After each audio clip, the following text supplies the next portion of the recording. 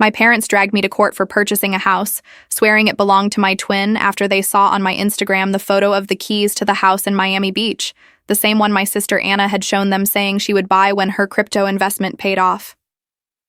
The courtroom smelled like stale coffee and disappointment as my mother gripped Anna's hand, both glaring at me like I'd committed murder. My father stood behind them, arms crossed, his face twisted in disgust that used to be reserved for the men who broke my sister's heart, never for me. Anna sat there in her designer sunglasses, the ones I now realized were probably fake, dabbing at invisible tears with a tissue while my parents' lawyer shuffled papers that accused me of theft, fraud, and betrayal. The judge hadn't even spoken yet, but my mother already mouthed, "How could you?" across the aisle. I set my coffee cup down on the defendant's table with a deliberate clink that echoed through the silent room.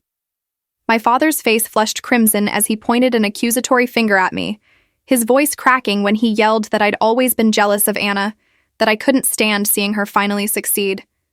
My mother clutched her chest dramatically, performing grief for the handful of people in the gallery. Anna removed her sunglasses to reveal red-rimmed eyes, her lower lip trembling as she whispered something to their lawyer, who nodded sympathetically and squeezed her shoulder. The bailiff shifted uncomfortably near the door. I reached into my leather portfolio, the one I'd saved 6 months to buy from my surgical tech salary, and pulled out a thick manila envelope, placing it gently on the table in front of me. My hands didn't shake. My voice didn't waver when I asked the judge if I could present evidence. Anna's eyes flickered to that envelope for just a second, and I saw something I'd never seen in my twin's face before. Pure, unfiltered fear. I'm Rebecca Martinez, the identical twin who chose 12-hour hospital shifts over influencer photo shoots, who drove a 10-year-old Honda while Anna posed with rented luxury cars. For 29 years, I'd been the responsible one, the boring one, the one who paid her own rent and filed her taxes on time, while Anna dazzled our parents with stories of cryptocurrency, millions, and upcoming business ventures that never materialized. They'd always loved her spark, her charisma, her dreams that were so much more exciting than my reality of blood pressure cuffs and surgical instruments. 6 months ago, when I finally scraped together a down payment for a modest condo in Miami Beach, I'd posted those keys with pride, never imagining my parents would see them and explode. But that envelope on my table held something they didn't know about, something I'd discovered 3 weeks ago when a collections agency called asking for Anna Martinez regarding $17,000 in defaulted personal loans. The house wasn't stolen from my sister. The house existed because someone had stolen from me, and that someone was sitting 15 feet away, still playing victim for an audience that was about to learn the truth.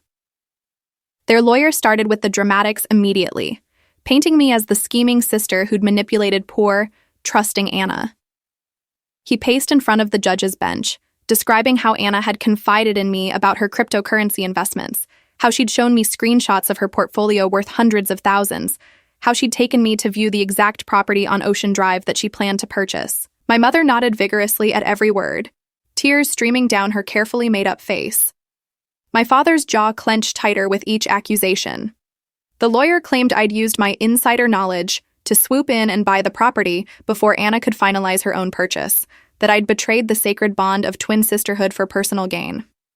He presented printouts of Anna's Instagram posts from 8 months ago, showing her standing in front of various Miami Beach properties with captions about her future home. He showed text messages where Anna had allegedly told our parents about her imminent real estate purchase. He even had a handwritten letter from Anna describing her heartbreak at discovering I'd bought her house. The judge, a woman in her 60s with silver hair and sharp eyes, listened impassively. She asked their lawyer if he had any evidence that Anna had actually made an offer on the property or had secured financing. He stumbled slightly, explaining that Anna had been waiting for her cryptocurrency investment to mature and that the timing had been unfortunate. My mother interrupted from her seat, voice shaking with righteous anger, declaring that I'd always been jealous of Anna's success, that I couldn't stand to see my sister happy, that this was the culmination of years of sibling rivalry.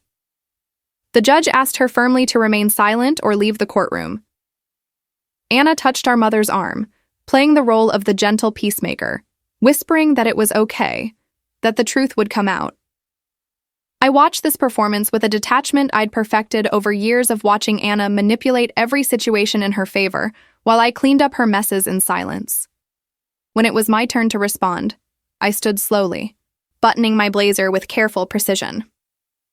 I told the judge I had never toured properties with Anna, had never discussed her cryptocurrency investments because I didn't believe they existed, and had selected my property independently through a real estate agent named Patricia Cordova, whose contact information I could provide. I explained that I'd worked as a surgical technician at Jackson Memorial Hospital for 7 years, that I'd saved diligently, that I'd been pre-approved for a mortgage based on my employment history and credit score. My voice stayed level, professional, almost clinical. I didn't look at my parents or Anna.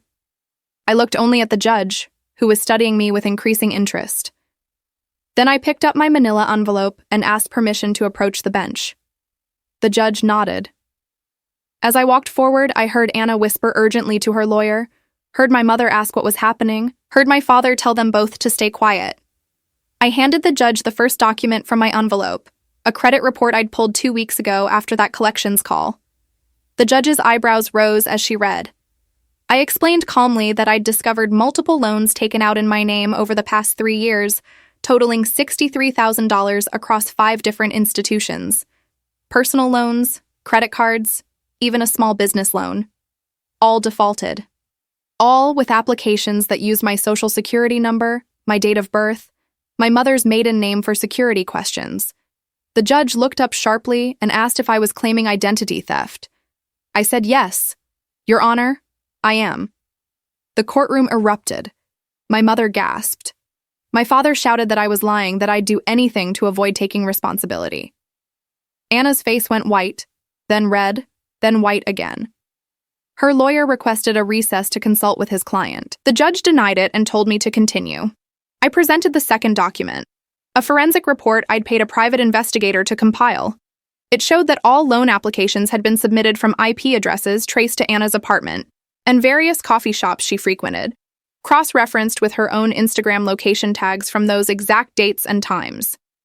The investigator had pulled security camera footage from one of the coffee shops showing Anna on her laptop, timestamp matching the exact moment a $15,000 personal loan application was submitted in my name. The judge studied the grainy photo, then looked at Anna with an expression that could freeze water. I added that the investigator had also discovered Anna had been using my identity for smaller purchases over the years. Gym memberships, subscription boxes, even traffic tickets in neighboring counties where she knew I'd never been. My voice never wavered. I'd had 2 weeks to process this betrayal. 2 weeks of sleepless nights, anxiety attacks in hospital supply closets, and rage so consuming I'd had to take personal days because I couldn't trust myself around sharp instruments. The third document made my father sit down heavily. It was the mortgage approval letter for my Miami Beach property, clearly showing that the bank had run a credit check on Rebecca Marie Martinez with my legitimate social security number. But here was the twist that had made me laugh bitterly when I discovered it. My credit score was listed as 820. Nearly perfect. I told the judge I'd been terrified to check my credit after learning about the identity theft, certain it would be destroyed. But those defaulted loans Anna had taken out hadn't appeared on my credit report at all. I'd called each lending institution personally, recording every conversation with their permission. 3 of them confirmed that when the loans defaulted, they'd reported them to collections under Anna Martinez, because that's how she'd listed herself as an authorized user or co-applicant, using carefully worded applications that technically made her responsible while stealing my credentials for approval.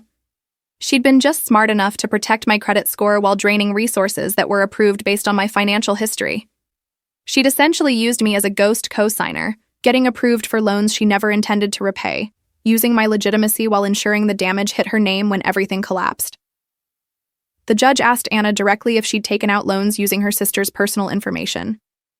Anna's lawyer tried to object, but the judge overruled him, stating this was civil court, and she wanted to hear from the defendant in the counterclaim I was clearly preparing to file. Anna stammered, saying she'd borrowed my information for one small loan when she was desperate, that I'd told her it was fine, that she'd always meant to pay it back.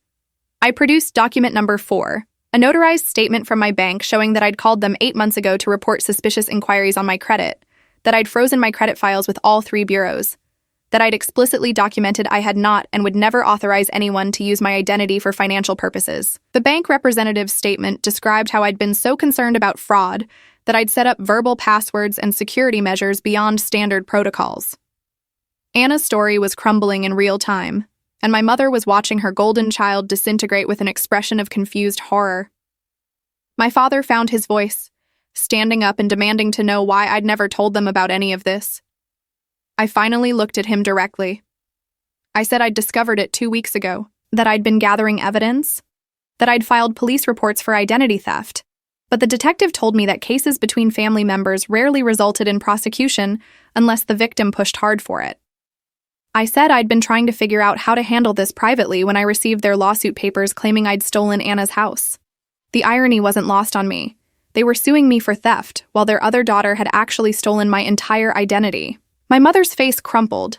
She whispered Anna's name like a question. Anna started crying real tears now, not the performative kind from earlier, but the desperate tears of someone whose lies had finally caught up with them. She begged me to understand, said she'd been in a dark place, said she never meant for it to go this far. I let her words hang in the air, then told the judge I had one more document to present. The final paper I laid on the bench was a comprehensive financial statement showing every dollar I'd earned, saved, and spent over the past 7 years. Bank statements, pay stubs, tax returns, even receipts for major purchases. It showed a woman who lived frugally, saved aggressively, and achieved a financial goal through legitimate means.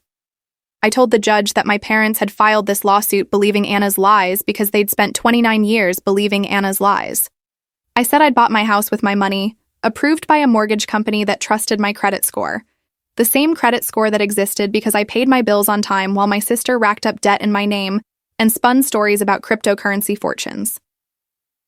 I said I was prepared to file criminal charges for identity theft, sue for damages for the emotional distress and financial harm caused by my sister's fraud, and countersue my parents for the legal fees I'd incurred defending myself against their baseless lawsuit. The silence in that courtroom was deafening. My mother looked like she might faint. Anna had stopped crying and was staring at me with something between shock and respect. My father opened his mouth twice, but no sound came out. The judge called a 30-minute recess and suggested strongly that all parties use the time to discuss settlement. My parents' lawyer looked like he wanted to crawl under his desk. Anna remained frozen in her seat while our parents stood there processing the destruction of their worldview. I walked out into the courthouse hallway, bought a terrible cup of coffee from the vending machine, and sat on a wooden bench worn smooth by decades of nervous waiting. My hands were steady now. The anxiety I'd carried for 2 weeks had transformed into cold, crystalline clarity. I'd always been the invisible twin. The one who made sensible choices while Anna blazed through life like a comet, brilliant and destructive. Our parents had framed her chaos as passion, her irresponsibility as free-spiritedness, her lies as dreams deferred.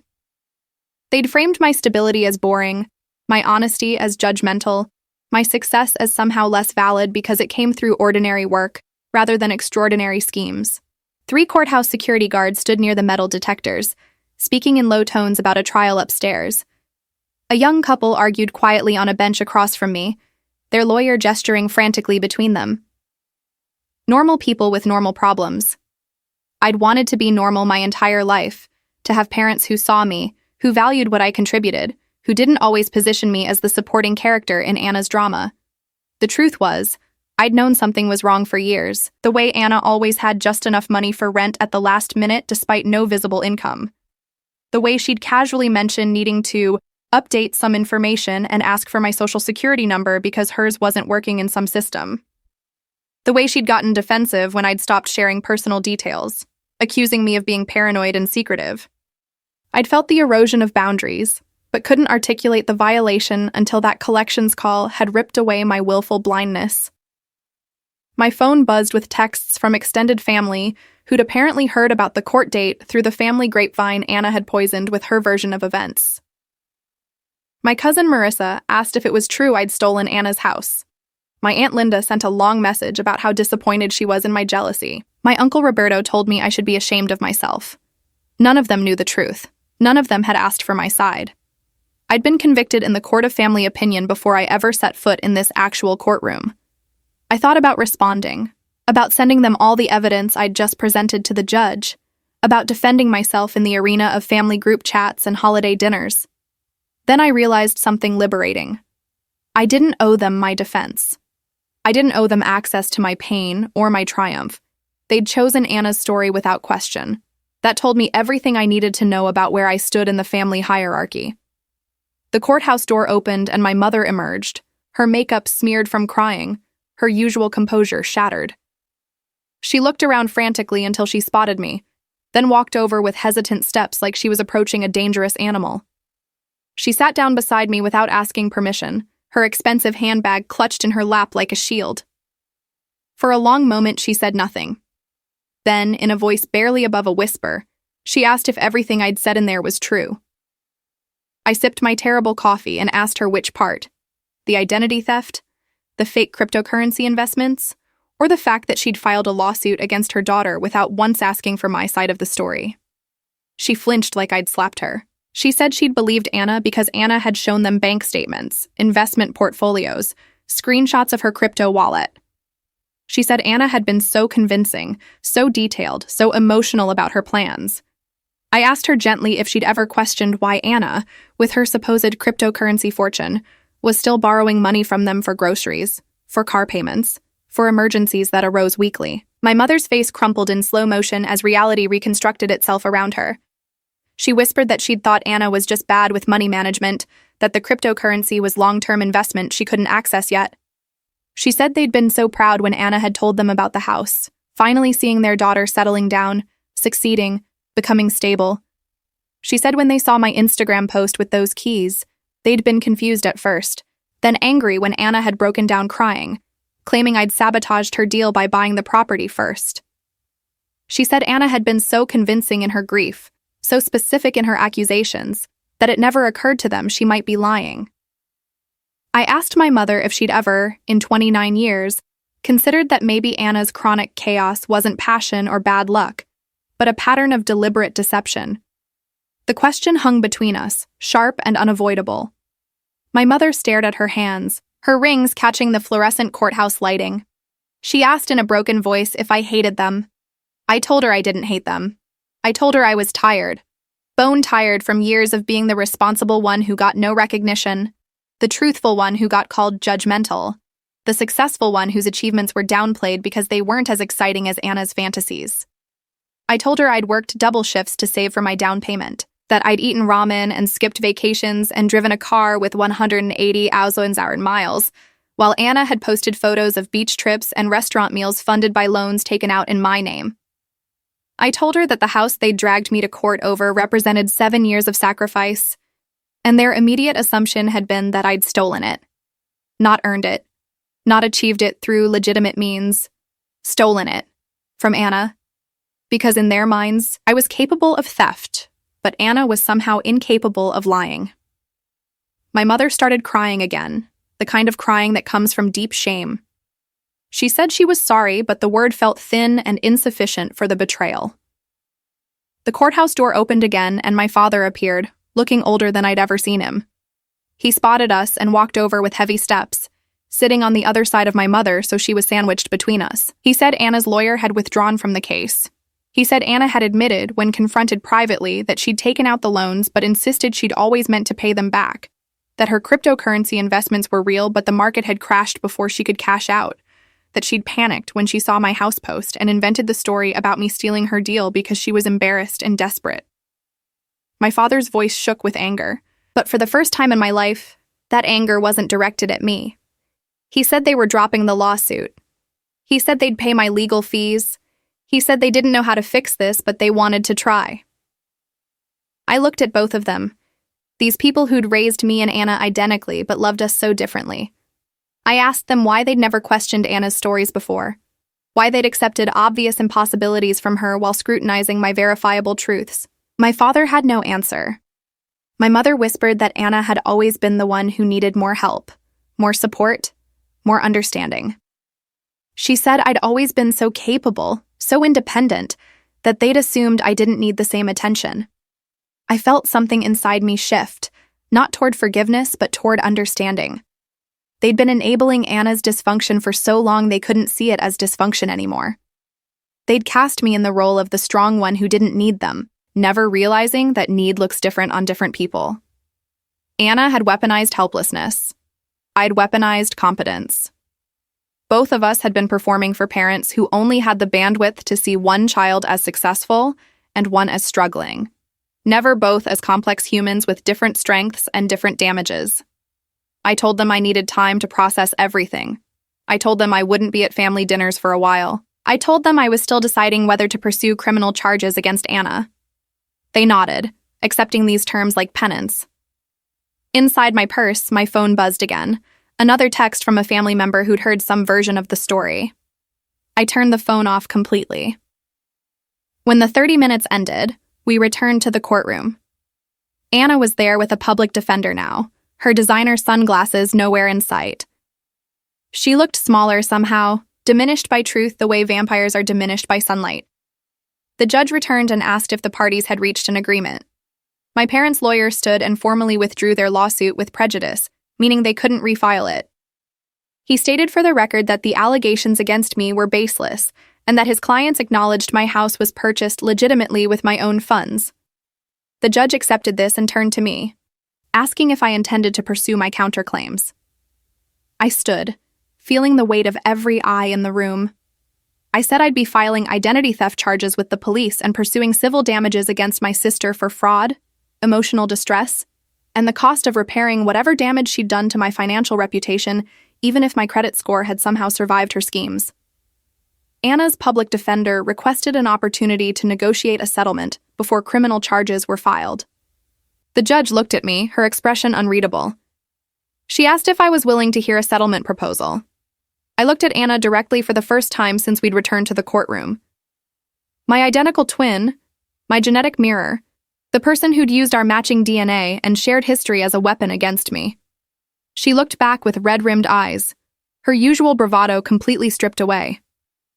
For a moment, I felt the pull of our shared childhood, the twin connection people romanticize in movies and books.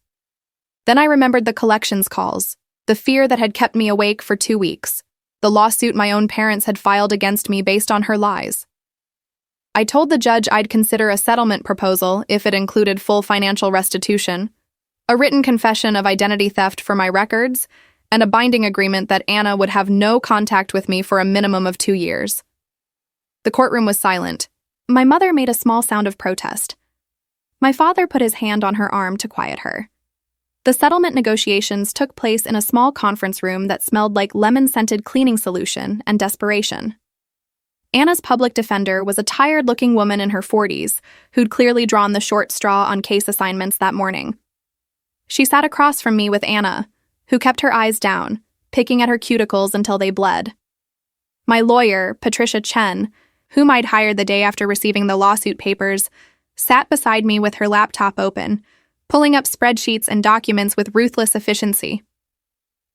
Patricia had come recommended by a nurse at the hospital who'd gone through a messy divorce. She was expensive, but watching her dismantle Anna's defenses line by line was worth every dollar of the retainer I'd paid. Patricia started by laying out the criminal exposure Anna faced. Identity theft in Florida was a third-degree felony, punishable by up to 5 years in prison and a $10,000 fine per instance. With 5 separate loans, Anna was potentially looking at 25 felony counts. The public defender paled. Anna finally looked up, her eyes wide with genuine fear. Patricia continued calmly, explaining that the federal government also took interest in identity theft cases involving fraudulent loan applications, that the FBI had entire divisions dedicated to financial fraud, that Anna's carefully documented pattern of using my information across state lines could trigger federal charges with even harsher penalties. She pulled up the forensic report showing Anna's IP addresses, the timestamps, the coffee shop security footage. She pointed out that Anna hadn't just stolen my identity once in a moment of desperation. She'd done it systematically over 3 years, demonstrating clear intent and premeditation. The public defender asked what settlement terms might keep this out of criminal court. Patricia looked at me, giving me the floor. I'd spent the past 2 weeks thinking about this moment, imagining what justice would look like. Not revenge. I'd learned long ago that Anna suffered no lasting consequences because people always rescued her. Our parents bailed her out. Friends lent her money she never repaid. Boyfriends paid her rent. She floated through life on charm and manipulation while I anchored myself with responsibility and work. But this time was different. This time, I had documentation. I had legal standing. I had the power to shape the consequences instead of watching her escape them. I pulled out my own laptop, opening a document I'd prepared with meticulous care. I turned it toward Anna and her lawyer, letting them read my terms in silence. First, full financial restitution for every fraudulent loan taken in my name. $63,000 payable in monthly installments over 10 years with interest. If Anna missed a single payment, the entire amount would become due immediately, and I'd proceed with criminal charges. Second, Anna would sign a notarized confession detailing every instance of identity theft, including dates, amounts, and institutions, to be held by my attorney. If she ever attempted to harm my reputation, credit, or career in any way, this confession would be filed with law enforcement immediately. Third, a restraining order preventing Anna from contacting me directly or indirectly for 3 years. No calls, no texts, no emails, no showing up at my workplace or home, no communication through family members or mutual friends. Fourth, Anna would notify every family member who'd received her false version of events about the lawsuit, correcting the record in writing and acknowledging publicly that I'd purchased my house legitimately while she'd committed identity theft against me. Anna was shaking her head before I finished, saying she couldn't possibly pay $63,000, that she had no income, no job, no way to earn that kind of money. I looked at her without sympathy and said she'd found ways to obtain $63,000 when it benefited her, so she could find ways to repay it. I suggested she get a job. Any job, multiple jobs if necessary. I noted that I'd worked hospital shifts for 7 years to save for my house while she'd been busy committing fraud. Surely she could manage a retail position or food service to repay the money she'd stolen. Her public defender shifted uncomfortably, glancing at the harsh fluorescent lighting like it might offer escape. Patricia pointed out that the alternative was criminal prosecution, which would result in Anna having a felony record, making employment even more difficult, not to mention the possibility of actual prison time. She said my settlement terms were frankly generous considering the severity of the crimes. The public defender asked for time to consult with her client privately. Patricia and I left the room, standing in the courthouse hallway while they conferred. Patricia told me I was handling this with impressive composure. She said most identity theft victims, especially those violated by family members, came to her office broken, questioning themselves, desperate for reconciliation. She said I seemed clear-eyed about what I wanted and why. I told her I'd had 2 weeks to cycle through the emotional responses. I'd done the shock, the denial, the rage, the grief for the sister I'd thought I had. Now I was in the acceptance phase, but my acceptance included accountability. Anna had stolen from me while I'd trusted her. She'd lied about me to our parents while I'd defended her countless times. She'd filed a lawsuit claiming I'd stolen her fictional house while living in a reality she'd purchased with my identity. The only appropriate response was consequences. Real ones. Permanent ones. After 20 minutes, we were called back into the room. Anna looked like she'd been crying again, her face blotchy and swollen. The public defender said her client was prepared to accept the restitution terms and the confession, but was requesting modifications to the no-contact period and the public correction requirement.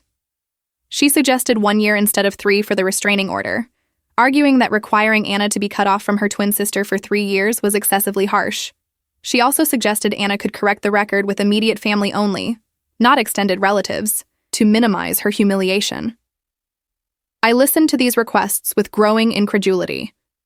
After everything Anna had done, she was still trying to negotiate, still trying to minimize consequences, still trying to preserve her image. Patricia looked at me, waiting for my response. I felt something cold settle in my chest, the last remnants of sisterly compassion crystallizing into something harder.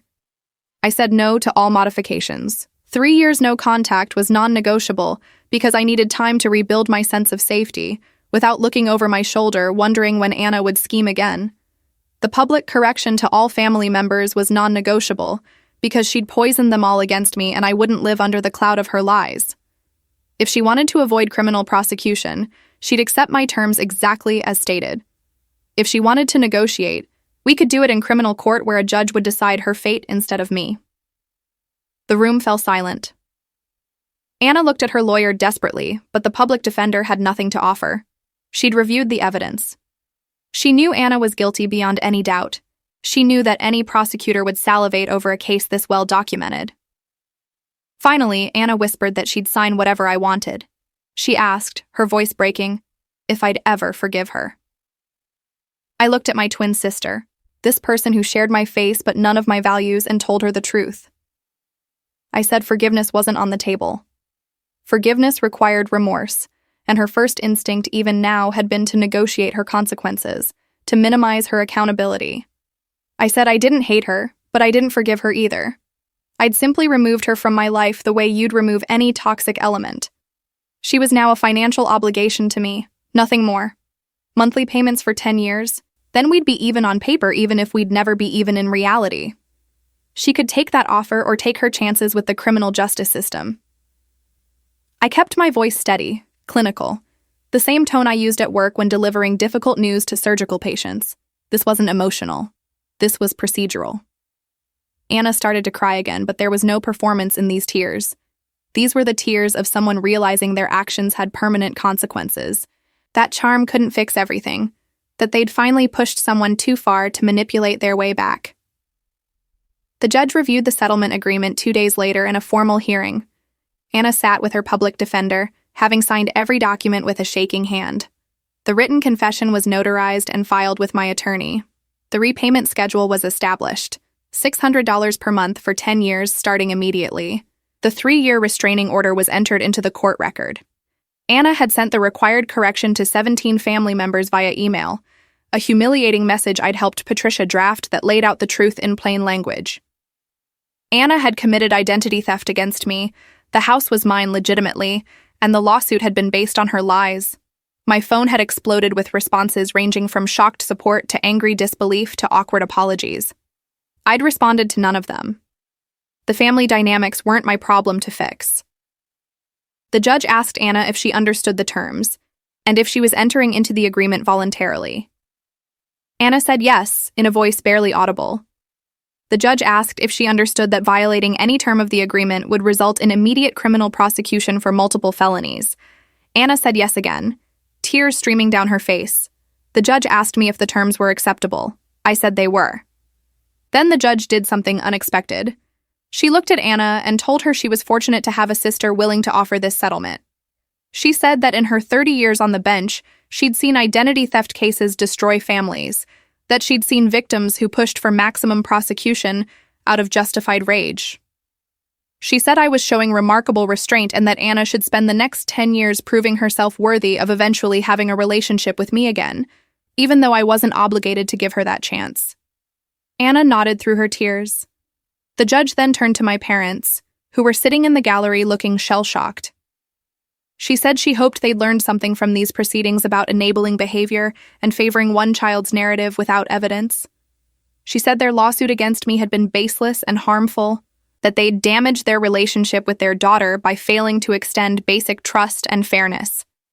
She said families who survive these situations do so through accountability and changed behavior, not just apologies. My father's face was red. My mother was crying quietly. The judge signed the settlement agreement, making it a court order, and dismissed the case. As we stood to leave, Anna tried to approach me. Her public defender stopped her, reminding her of the restraining order that was now in effect. Anna stopped 3 feet away, her hand outstretched, and whispered that she was sorry, that she'd been desperate and stupid, that she hoped someday I could forgive her. I looked at her one final time as her twin sister rather than as her victim. I saw the person I'd shared a womb with, who'd been my first friend, my childhood companion, my genetic match. I also saw the person who'd stolen my identity, lied about me to our parents, and filed a lawsuit claiming I'd stolen her fictional house. I saw both truths simultaneously and felt nothing but relief that this chapter was closing. I told her that her apology was noted, that her payments were expected on the 1st of each month, that if she violated any term of our agreement, I wouldn't hesitate to pursue criminal charges. Then I walked out of that courtroom with Patricia beside me, leaving Anna standing there with her public defender and our devastated parents. Outside, the Miami sun was blindingly bright after the dim courthouse interior. Patricia asked if I was okay. I realized I was better than okay. The weight I'd carried for 2 weeks, the fear, the betrayal, the violation of having my identity stolen by my own sister, had lifted. I'd faced Anna in court with evidence and truth. I'd watched her lies collapse under the weight of documentation. I'd set terms for my own protection and well-being rather than accepting whatever consequences others decided for her. For the first time in my relationship with my twin, I'd held her accountable without anyone rescuing her. Patricia congratulated me on handling everything with such clarity. She said most people in my position struggled with guilt, with the feeling that they were being too harsh on family. I told her I'd already done years of emotional labor trying to understand Anna, excuse Anna, believe in Anna. I was done.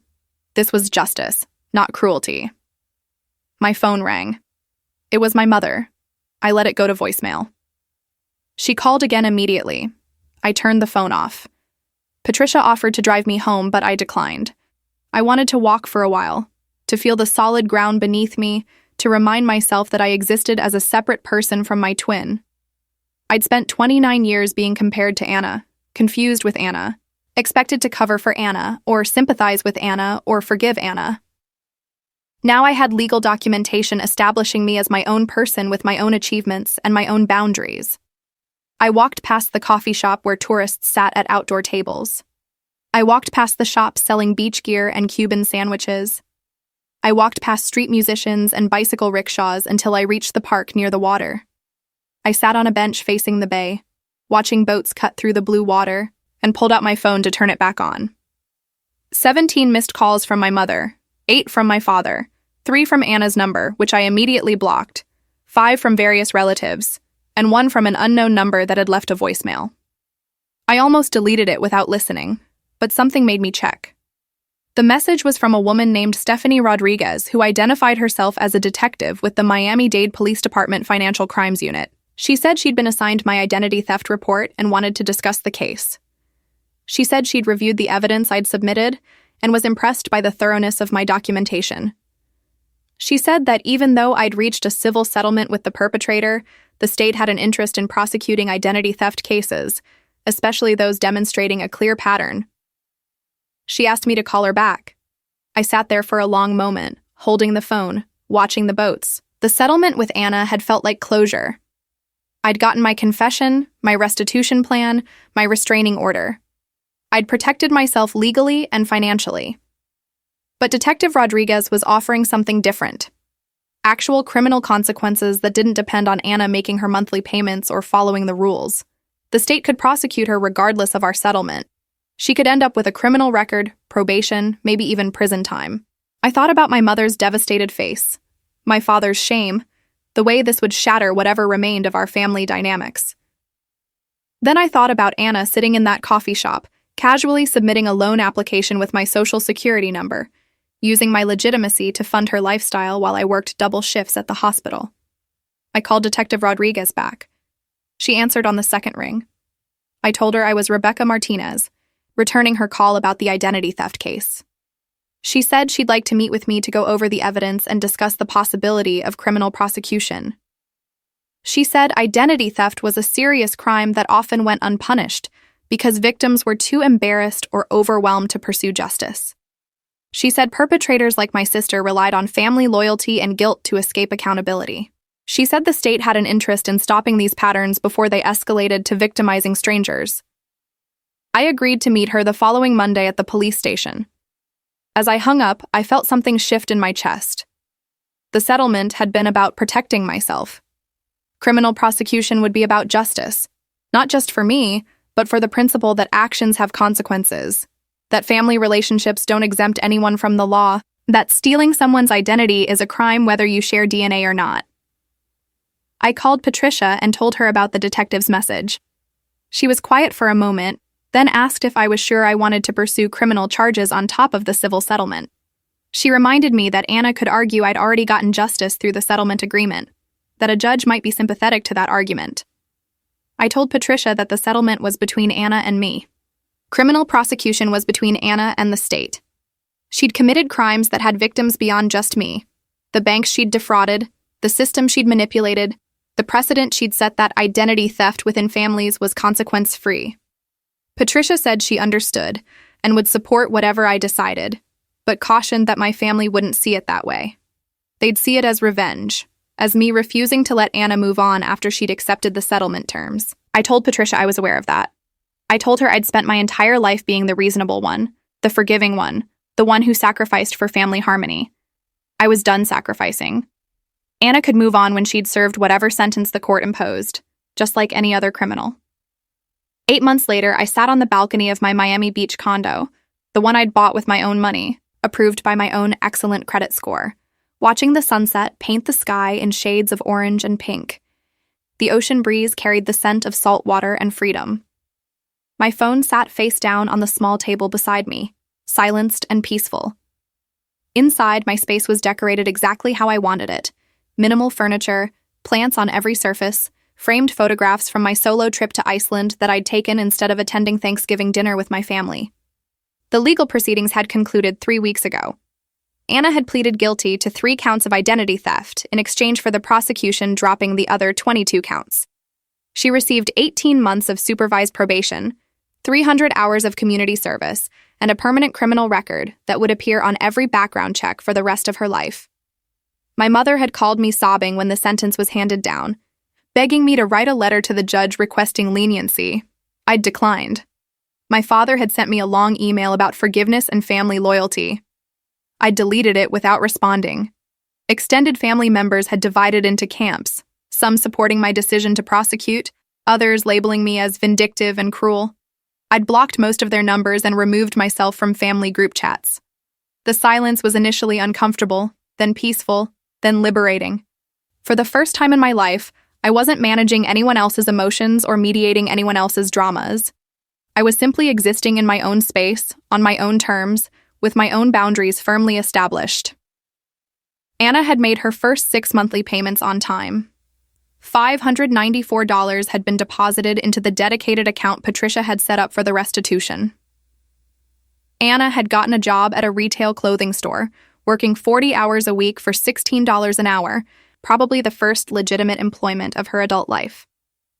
I'd heard through a cousin who hadn't completely cut me off that Anna was living in a studio apartment with 2 roommates, taking public transportation, eating ramen most nights. Apparently, she'd tried to launch a GoFundMe claiming she was the victim of a misunderstanding, but someone had posted the court documents showing her guilty plea, and the campaign had been shut down for fraud. The irony of Anna trying to run a financial scam while on probation for financial fraud wasn't lost on me. Some people never learned, but that wasn't my problem anymore. My career had flourished in ways I hadn't expected. The head of surgery at Jackson Memorial had heard about my situation through the hospital grapevine and had pulled me aside to tell me she admired how I'd handled everything. She'd recommended me for a position in the hospital's financial compliance department, a role that combined my medical knowledge with forensic attention to detail. The pay was significantly better than surgical tech work, and the hours were regular business schedule. I'd accepted immediately. Now I spent my days reviewing medical billing for fraud indicators, the same kind of meticulous documentation work that had saved me in court. Turned out getting your identity stolen by your twin sister was excellent preparation for detecting financial fraud patterns. I'd even been asked to speak at a hospital conference about personal identity protection for medical professionals. The sun had fully set now, stars beginning to appear in the darkening sky. I'd made new friends among my co-workers, people who knew me only as Rebecca, not as Anna's twin, not as the responsible sister, not as anything except myself.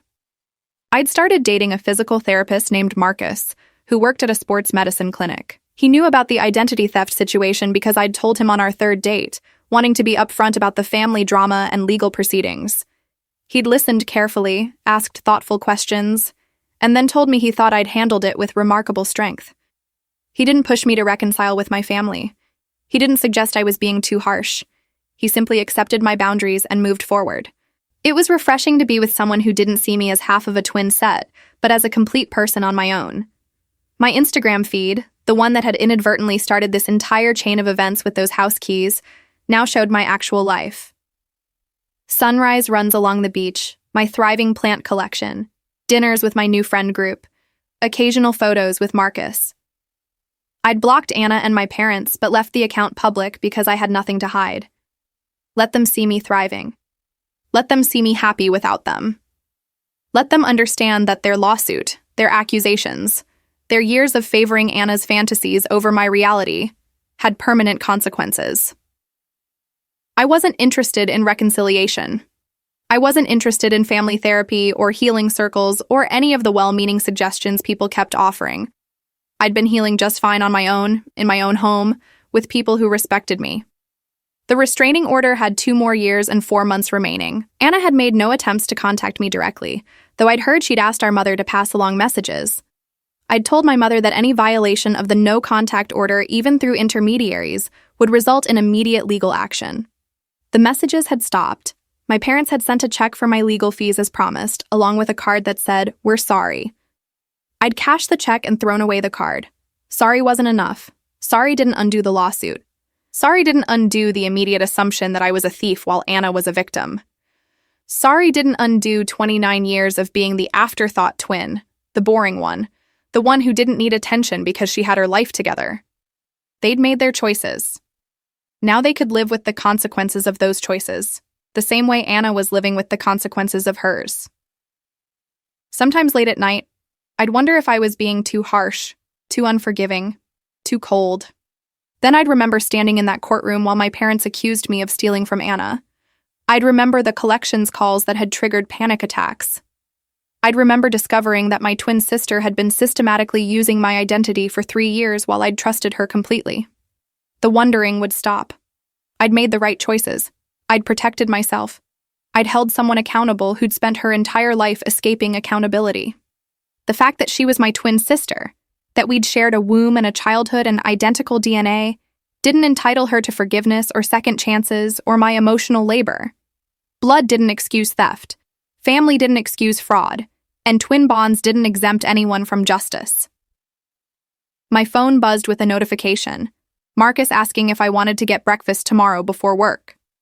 I texted back yes, told him to meet me at the cafe near the hospital, added a heart emoji. Simple, normal, healthy communication with someone who valued me. My parents didn't have my new address. Anna didn't know about Marcus or my new job or my new friends. I'd built an entire life they weren't part of, a life where I wasn't defined by being Anna's twin, or being the responsible daughter, or being the victim of identity theft. I was just Rebecca Martinez, 30 years old now, living in a house I'd earned, working a job I loved, dating someone who respected my boundaries, existing peacefully without the people who'd failed to see my worth. The Miami night air was warm against my skin. Inside my condo, my space hummed with the quiet satisfaction of autonomy. No more family drama. No more covering for Anna's schemes. No more wondering when the next crisis would erupt. Just peace, boundaries, and the satisfaction of knowing that for once in our intertwined lives, I'd been the strong one, the smart one, the one who'd won. Anna was working retail and living with roommates while I was advancing my career and building equity. My parents were dealing with the shame of having raised a criminal while I was thriving without them. The scales had balanced, justice had been served, and I'd never felt lighter.